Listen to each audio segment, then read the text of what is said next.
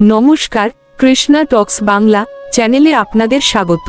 আজকের ভাবনা, মানুষের মনের দ্বিধা এবং মোহ। কুরুক্ষেত্রের রণক্ষেত্রে যখন আত্মীয় স্বজনের মায়ে অর্জুন দিশেহারা হয়ে পড়েছিলেন, সেই বিষাদ থেকেই শুরু হয়েছিল গীতার অমৃতবাণী। ঠিক একইভাবে আমাদের বাস্তব জীবনেও যখন প্রিয়জনের মায়া বা ব্যর্থতার গ্লানি আমাদের ঘিরে ধরে, তখনই আমাদের অন্তরে শ্রীকৃষ্ণের বাণীর আলো প্রয়োজন হয়। এই মায়া কাটিয়ে ত্যাগের মাধ্যমে অমরত্বের পথে অগ্রসর হওয়াই জীবনের মূল লক্ষ্য।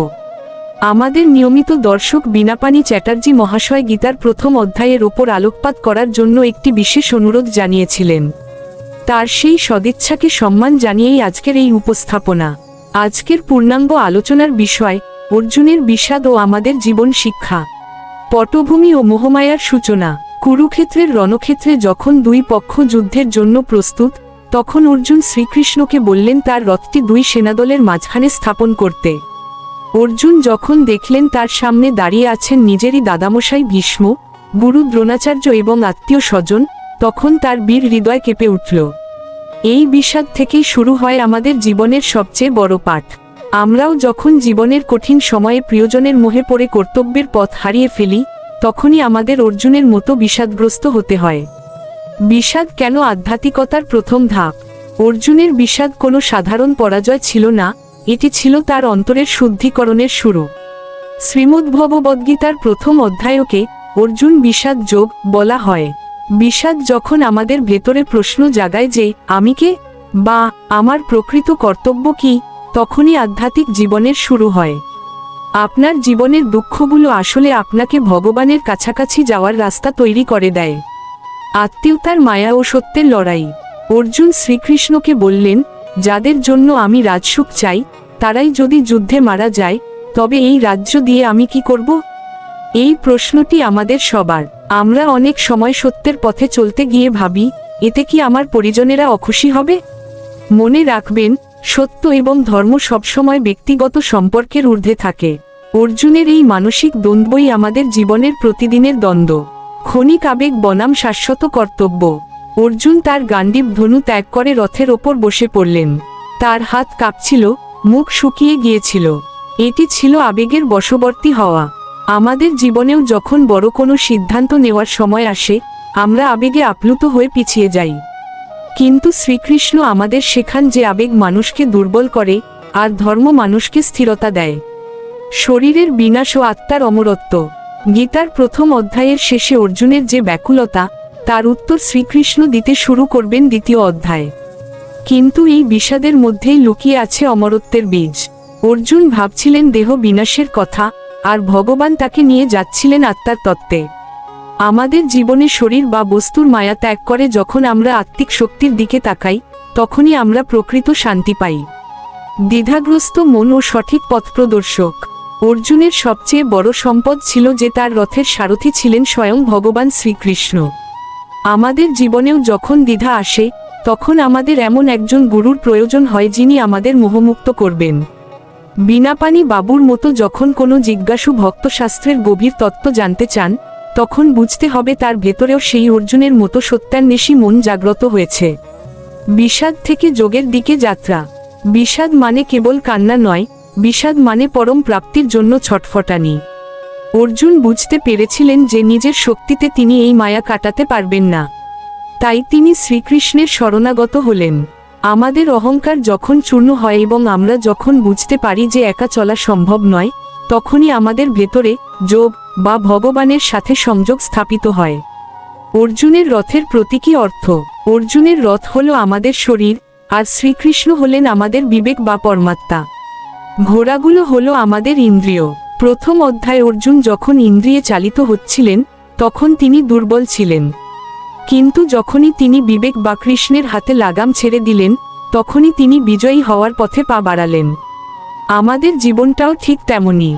গান্ডীব ত্যাগের মনস্তত্ত্ব। অর্জুন যখন তার ধনুক নামিয়ে রাখলেন, তখন সেটি কেবল একটি অস্ত্রের ত্যাগ ছিল না, ছিল তার আত্মবিশ্বাসের পতন।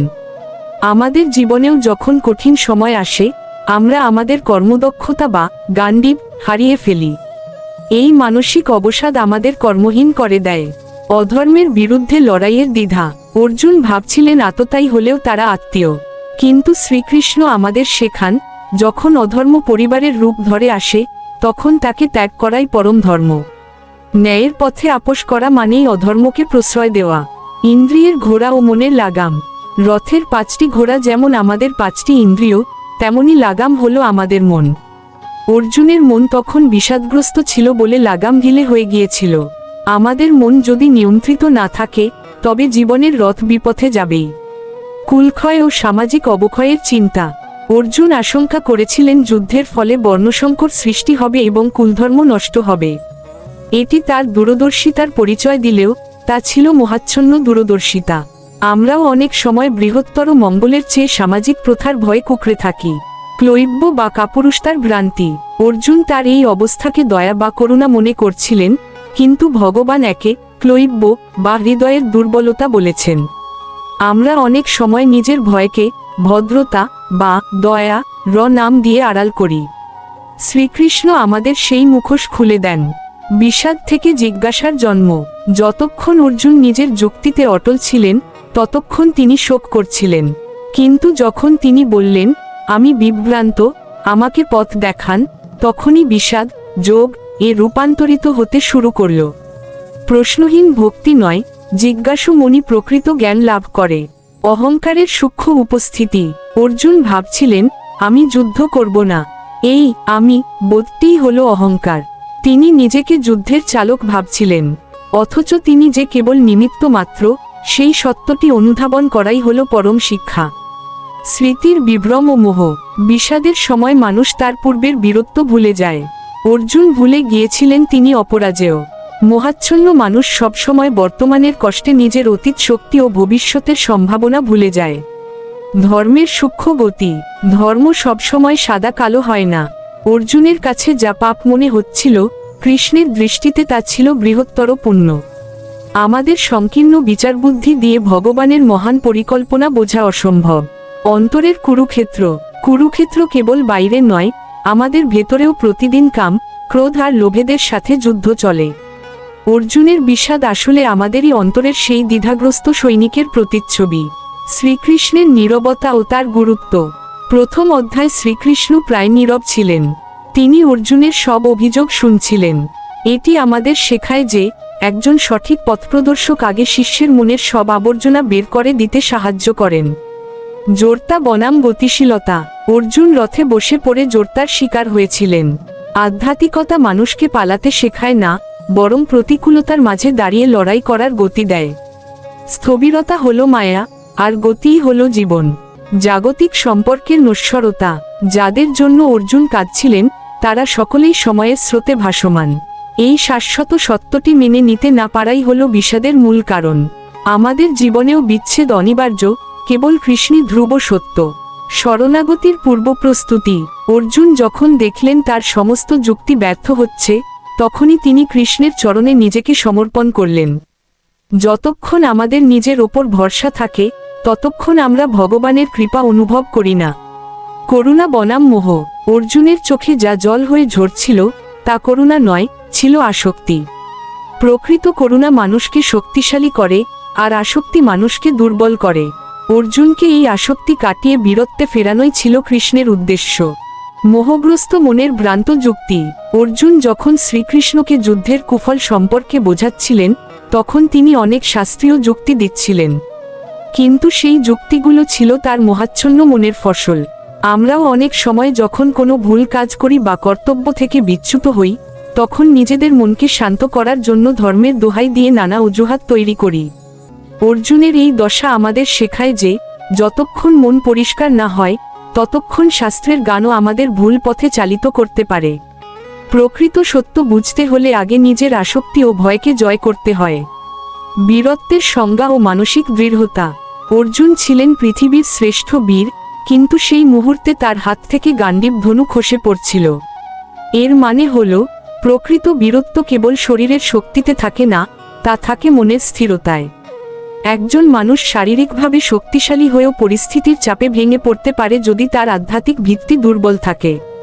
শ্রীকৃষ্ণ আমাদের শেখাতে চাইছেন যে জীবনের প্রতিকূলতা বা বাইরের শত্রুর চেয়েও বড় শত্রু হলো আমাদের ভেতরের সংশয়। সেই সংশয় দূর করতে পারলেই একজন সাধারণ মানুষও প্রকৃত বীর হয়ে উঠতে পারে। সময় ও পরিস্থিতির সংঘাত। অর্জুন ভাবছিলেন তিনি যদি যুদ্ধ না করেন তবে রক্তপাত হবে না, কিন্তু তিনি ভুলে গিয়েছিলেন যে সময় বা কাল ইতিপূর্বেই অধার্মিকদের বিনাশের সিদ্ধান্ত নিয়ে ফেলেছে। আমাদের জীবনেও অনেক সময় পরিবর্তন আসে যা আমরা মেনে নিতে চাই না। আমরা ভাবি আমরা যদি চুপ করে থাকি তবে সমস্যা মিটে যাবে, কিন্তু সময়ের ধর্ম হলো পরিবর্তন। অর্জুনের দ্বিধা আমাদের দেখায় যে সঠিক সময়ে সঠিক সিদ্ধান্ত না নেওয়াটাও এক ধরনের অপরাধ। ভগবানের পরিকল্পনার সামনে ব্যক্তিগত আবেগ সবসময়ই তুচ্ছ। গুরু শিষ্য সম্পর্কের বিবর্তন। প্রথম অধ্যায়ের শুরুতে অর্জুন শ্রীকৃষ্ণকে সখা বা বন্ধু হিসেবে দেখছিলেন, তাই তিনি নিজের সব দুঃখ তার ওপর চাপিয়ে দিচ্ছিলেন।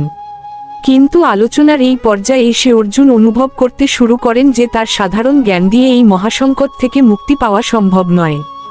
এখানেই জন্ম নেয় গুরু শিষ্য সম্পর্কের গভীরতা। যখন আমরা আমাদের সীমিত বুদ্ধিকে ভগবানের চরণে সমর্পণ করি, তখনই তিনি আমাদের জীবনের সারথি হিসেবে কাজ শুরু করেন। এই সমর্পণই আধ্যাত্মিক উন্নতির মূল চাবিকাঠি। সামাজিক সম্মান বনাম পারমার্থিক সত্য। অর্জুন ভয় পাচ্ছিলেন যে এই যুদ্ধের পর সমাজ তাকে কিভাবে গ্রহণ করবে এবং তিনি কুলঘাতক হিসেবে পরিচিত হবেন কিনা। এটি ছিল তার সামাজিক প্রতিষ্ঠার প্রতি আসক্তি। আমরাও আমাদের জীবনে অনেক সময় লোকে কি বলবে এই ভয়ে সত্যের পথ ত্যাগ করি। শ্রীকৃষ্ণ আমাদের মনে করিয়ে দেন যে মানুষের দেওয়া সম্মান ক্ষণস্থায়ী, কিন্তু ভগবানের চোখে যে কর্ম ধর্মসম্মত সেটি অনন্তকাল টিকে থাকে। জাগতিক অপবাদ সহ্য করেও যারা ধর্মের পথে চলে তারাই প্রকৃত অমরত্বের অধিকারী হয়। দৈব ইচ্ছা ও মানুষের কর্মতৎপরতা। অর্জুন নিজেকে যুদ্ধের কর্তা বা মূল ব্যক্তি মনে করছিলেন বলেই তার ওপর এত মানসিক চাপ তৈরি হয়েছিল। শ্রীকৃষ্ণ চান অর্জুন যেন বুঝতে পারেন যে তিনি কেবল একটি যন্ত্রমাত্র, নিমিত্তমাত্রং ভব সব্যসাচীন। যখন আমরা বুঝতে পারি যে আমাদের জীবনের সব ঘটনা ভগবানের এক মহান পরিকল্পনার অংশ, তখন আমাদের কাঁধ থেকে সব চিন্তার বোঝা নেমে যায়। এই অনুচ্ছেদটি আমাদের শেখায় যে কর্ম আমাদের করতে হবে পূর্ণ শক্তিতে, কিন্তু সেই কর্মের ফলাফল বা পরিচালনার দায়িত্ব ভগবানের ওপর ছেড়ে দিলেই মন শান্ত থাকে। জীবনের রণক্ষেত্রে একাকিত্ব। অর্জুন অনুভব করেছিলেন যে কোটি কোটি সৈন্যের মাঝেও তিনি একা। এই একাকিত্বই মানুষকে নিজের ভেতরের ভগবানের সাথে কথা বলতে সাহায্য করে। আপনি যখন একা বোধ করবেন, জানবেন ভগবান আপনাকে ব্যক্তিগতভাবে কিছু শেখাতে চাইছেন। অর্জুনের একাকিত্বই গীতার জন্মের কারণ হয়েছিল। কর্মফলের ভয় ও ধর্মের পথ। অর্জুন নরকবাসের ভয় পাচ্ছিলেন এবং ভেবেছিলেন যুদ্ধ করলে বংশ ধ্বংস হবে। এটি হলো কর্মফলের আসক্তি। আমরা অনেক সময় ভালো কাজ করতে গিয়েও ভাবি লোকে কি বলবে বা এর ফল কি হবে। কিন্তু ভগবান বলেন ফলের আশা না করে ধর্মের পথে অবিচল থাকাই হলো প্রকৃত বীরত্ব। মায়ার অন্ধকার বনাম জ্ঞানের আলো। প্রথম অধ্যায় যে অন্ধকার আমরা দেখি তা আসলে জ্ঞানের অভাব। অর্জুন জানতেন না যে তিনি কেবল ভগবানের হাতের যন্ত্র মাত্র। আমাদের জীবনের যাবতীয় দুশ্চিন্তার কারণ হলো আমরা নিজেদের কর্তা বলে মনে করি। যখনই আমরা জানব যে সব ভগবানের ইচ্ছায় হচ্ছে, তখনই আমাদের মনের সব ভার নেমে যাবে। ধৈর্য এবং সহনশীলতার শিক্ষা। অর্জুন অনেকক্ষণ ধরে তার দুঃখের কথা শ্রীকৃষ্ণকে বলছিলেন, আর কৃষ্ণ শান্ত হয়ে শুনছিলেন। এটি আমাদের শেখায় যে সত্য জানার আগে আমাদের ভেতরে ধৈর্য প্রয়োজন। তড়িঘড়ি করে কোনো আধ্যাত্মিক জ্ঞান লাভ করা যায় না। প্রথম অধ্যায়টি আমাদের ধৈর্য ধরতে শেখায়। বিষাদ যখন আশীর্বাদ। অনেকে মনে করেন দুঃখ খারাপ, কিন্তু অর্জুনের জীবনে দুঃখ না আসলে আমরা গীতা পেতাম না। তাই আপনার জীবনে আসা প্রতিটি বড় সমস্যাকে ভগবানের আশীর্বাদ হিসেবে দেখুন। হয়তো এর মাধ্যমেই কোনো বড় সত্য আপনার সামনে প্রকাশিত হতে যাচ্ছে। মায়া ও অমরত্বের যোগসূত্র। মায়া মানুষকে বেঁধে রাখে আর অমরত্বের জ্ঞান মানুষকে মুক্ত করে। অর্জুনকে মুক্ত করার জন্য ভগবান তাকে প্রথমে তার মায়ার স্বরূপ দেখালেন। আমরাও যখন আমাদের দুর্বলতাগুলো চিনতে পারব, তখনই আমরা অমরত্বের পথে অর্থাৎ শ্রীকৃষ্ণের ধামের পথে পা বাড়াতে পারব। কৃষ্ণের আশ্বাস। অর্জুনের এই বিষাদগাথা আসলে আমাদের সবার জীবনের দর্পণ। আপনি যেখানেই থাকুন, যে পরিস্থিতিতেই থাকুন, যদি শ্রীকৃষ্ণের শরণাগত হন, তবে আপনার জীবনের রণক্ষেত্রেও জয় নিশ্চিত। গীতার প্রথম অধ্যায় আমাদের এই শিক্ষাই দেয় যে বিষাদ হোক বা আনন্দ, ভগবানকে সারথি করলে বিজয় অনিবার্য। প্রতিদিন রাত 8টায় আমাদের এই বিশেষ আলোচনাগুলো আমাদের সবার জীবনকে এক নতুন আলোর দিশা দেখাবে। তাই আলোচনাগুলো মিস করতে না চাইলে চ্যানেলটিকে এখনই সাবস্ক্রাইব করুন। একটি লাইক দিন, কেননা একটি লাইক পেলে ভিডিও বানানোর প্রতি আগ্রহটা অনেক বেড়ে যায়। আর যারা কমেন্টস করে আমাদের সনাতন ধর্মের যে কোনো বিষয়ে ভিডিও তৈরি করতে বলেন, সেটা আমার নজরে এলে তাদের আমি ভিডিও বানাতে বদ্ধপরিকর থাকব। হ্যাঁ, অনেকেই অনেক কমেন্টস করেন, আমি ক্ষমা প্রার্থী, হয়তো সবগুলো কমেন্টসের প্রতি উত্তর আমার দেওয়া হয় না, কিংবা সবগুলো দিয়ে ভিডিও বানানোর সম্ভব হয় না। তবে তারপরেও যতটুকু আমার পক্ষে সম্ভব ততটুকু আমি চেষ্টা করেই যাব, ভগবানের কৃপায়। সবাই ভালো থাকবেন, সুস্থ থাকবেন, সর্বদা কৃষ্ণ ভাবনায় মগ্ন থাকবেন। হাতে করব আমরা কাজ, মুখে অথবা অন্তরে বলতে থাকব কৃষ্ণ নাম। তাতে যে ভগবানের কৃপা বর্ষিত হবে তা আপনি নিজেই বুঝতে পারবেন। আজকের এই আলোচনা আপনাদের জন্য হৃদয় দিয়ে নিবেদন করলেন শ্রী মিলন দেবনাথ। হরে কৃষ্ণ।